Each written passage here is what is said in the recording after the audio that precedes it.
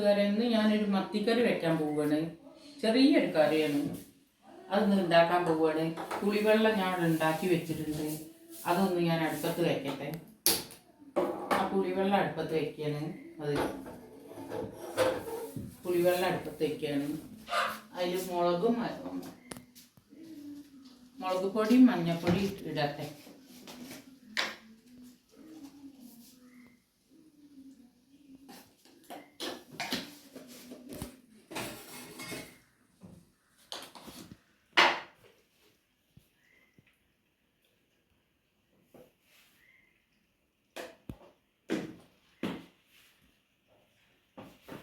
ഈ മത്തിക്കറിയിൽ അത് നന്നായി തിളക്കട്ടെ. ഈ മത്തിക്കറിയിൽ വെണ്ടയ്ക്ക കൂട്ടിയിട്ടുള്ള ഒരു കറി വെക്കൽ നിങ്ങൾ ഇതുവരെ കണ്ടിട്ടുണ്ടാവില്ല. ഞങ്ങളൊക്കെ ഇവിടെ ഞങ്ങളാ നാട്ടിലേക്കൊക്കെ വെണ്ടയ്ക്ക ഇട്ടിട്ട് ഒരു കറി വയ്ക്കും. ഈ മത്തിയിൽ മാത്രം കേട്ടോ, മത്തിയിൽ മാത്രം ഈ വെണ്ടയ്ക്ക ഇട്ടിട്ട് ഒരു കറി ഉണ്ടാക്കും. ഇതാണെങ്കിൽ ഒന്ന് വാട്ടിയെടുക്കണം. എന്നിട്ട് വെറും പച്ചമുളകും തക്കാളിയും മാത്രം, അതിൽ ഇഞ്ചി വെളുത്തുള്ളി വലിയ ഉള്ളി ഒന്നും ചേർക്കാതെ ഒരു നിസാര കറി അതുണ്ടാക്കാൻ പോണത്. എന്നാ ഞാൻ കാട്ടിത്തരാം.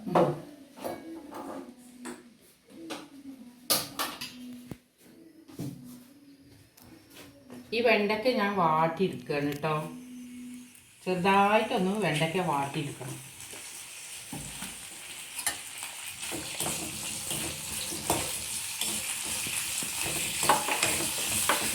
വെണ്ടയ്ക്കൊന്ന് വാട്ടി, വല്ലാണ്ട് വാടണ്ട, ചെറുതായിട്ട് അതിൻ്റെ കൊഴുപ്പ് കളയാൻ വേണ്ടിയിട്ട് ചെറുതായിട്ടൊന്ന് വാടണം.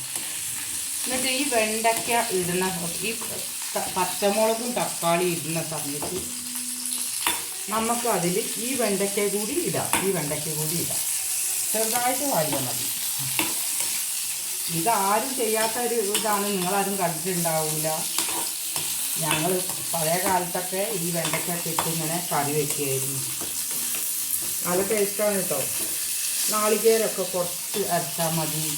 അതിൽ നാളികേരത്തിന് നാളികേരം ഞാൻ തിരക്കി വെച്ചിട്ടുണ്ട്. ഇതിൽ ഉള്ളി വലിയ ജീരകം കൂട്ടാം, ലേശം കുറച്ച് വലിയ ജീരകം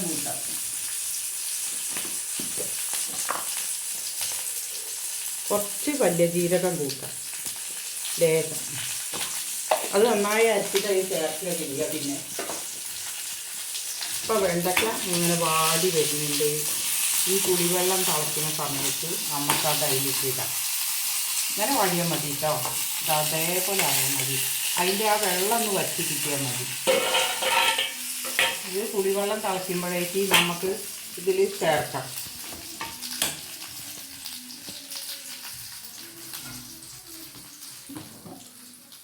സാധാരണ മീൻകറിയിൽ ഉപ്പിടൂല നമ്മൾ, ആ ഉപ്പിടും പോലെ ഇതിലൊക്കെ ഉപ്പിട്ടിട്ട് ഒക്കെ റെഡിയാക്കി അത് തിളച്ച് വരുമ്പോൾ ഈ വെണ്ടയ്ക്ക് തക്കാളി പച്ചമുളക് മാത്രമേ ഇതിൽ ചേർക്കുന്നുള്ളൂ. വേറെ വലിയ ഉള്ളിയോ ചെറിയ ഉള്ളിയോ ഇഞ്ചി വെളുത്തുള്ളി ഒന്നും ചേർക്കണില്ല കേട്ടോ. ഇതിൽ കൂടെ ഇത് ആദ്യം കിടന്ന് വെന്തോട്ടെ കേട്ടോ. തക്കാളിയും പച്ചമുളകും ഈ വെണ്ടയ്ക്കയിൽ കിടന്നൊന്ന് വേവട്ടെ. വെന്തതിന് ശേഷം നമുക്ക് ഈ മീനയിലിടാം.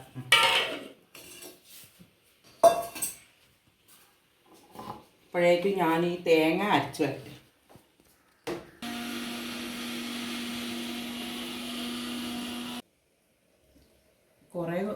കുറേ മുന്നുണ്ടാക്കിയ കറികളൊന്നും നമ്മൾ മറക്കാൻ പാടില്ലല്ലോ. അതൊക്കെ ഒന്ന് കുക്കാൻ വേണ്ടിയിട്ടൊന്ന് ഇട്ട് നോക്കുകയാണ്. എങ്ങനെയൊക്കെ കറി വെച്ചിരുന്നു അന്നൊക്കെ. ഇപ്പം ആരും ഇങ്ങനെ വെക്കാനൊന്നും നോക്കാറില്ല. ഇപ്പം ഒന്ന് അങ്ങനെ ഒന്ന് ഉണ്ടാക്കാൻ നോക്കുകയാണ് ഞാൻ. അപ്പോൾ പണ്ടൊക്കെ വലിയൊരു വീട്ടിലൊക്കെ ആകുമ്പോൾ, കുറേ ആൾക്കാരുള്ള വീട്ടിലൊന്നും ആകുമ്പോൾ കുറച്ച് മീനൊന്നും കിട്ടിയാൽ അത് ആർക്കും കൊടുക്കാനൊന്നും ഉണ്ടാവില്ല. അപ്പോൾ നമുക്കതിൽ കഷ്ണമൊക്കെ കൂടാൻ വേണ്ടിയിട്ട് ഇങ്ങനെ വെണ്ടയ്ക്കൊക്കെ ചേർക്കാറുണ്ടായിരുന്നു. ഞങ്ങൾ അവിടെ തറവാട്ട് വീട്ടിൽ വെണ്ടയ്ക്കൊക്കെ ചേർത്ത് ഞങ്ങൾ കറി ഉണ്ടാക്കിയിരുന്നു. അങ്ങനെ മത്തിയിൽ മാത്രമേ രസം ഉണ്ടാവുള്ളൂ, വേറെ എല്ലാവരൊന്നും ഇടാൻ പറ്റില്ല. ഈ കറി ഉണ്ടാക്കാൻ വേണ്ടിയിട്ട് മാത്രമാണ് ഞാൻ ഈ കുറച്ച് മത്തി മേടിച്ചത് കേട്ടോ. ഇന്നിവിടെ അയിലച്ചമ്പോനാണ് കിട്ടിയത്. അത് ഞാൻ പൊരിക്കാൻ ഉണ്ടാക്കി വെച്ചിട്ടുണ്ട്. ഇതാ പൊരിക്കാൻ ഉണ്ടാക്കി വെച്ചിട്ടുണ്ട്. അത് ഇത് കറിയല്ല, പൊരിക്കാൻ ഉണ്ടാക്കി. അപ്പം ഞാൻ ഈ കറി ഇന്ന് ഉണ്ടാക്കണം എന്ന് വിചാരിച്ച് മാത്രമാണ് ഇന്ന് ഞാൻ ഈ കുറച്ച് മത്തി മേടിച്ചത്. ഇപ്പം അത് നല്ലോണം തിളച്ചു. ഇനി അതിലേക്ക് നമുക്ക് ഈ മീൻ ഇടുക. ഇത് ഒന്നിച്ച് കിടന്നൊന്ന് വേവട്ടെ.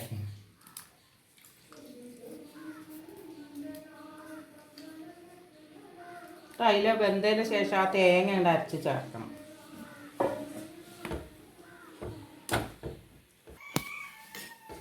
അപ്പം ഇത് നന്നായി വെന്തു. വെണ്ടയ്ക്കയും മീനും നന്നായി വെന്തു. ഇത് അതേപോലെ ആയി. ഇനി അതിൽ നമുക്ക് ഈ തേങ്ങ ചേർക്കാം.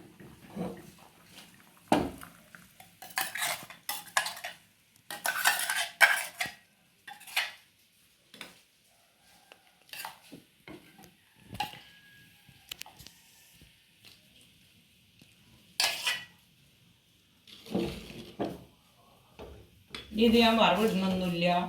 ഞാൻ ലേശം കരിവേപ്പിൻ്റെ ഇല മാത്രം അതിൽ താത്തി വയ്ക്കുക. നന്നായി വെന്തു. ഇനി ഈ കരിവേപ്പിൻ്റെ ഇല അതിൽ ഇടാം.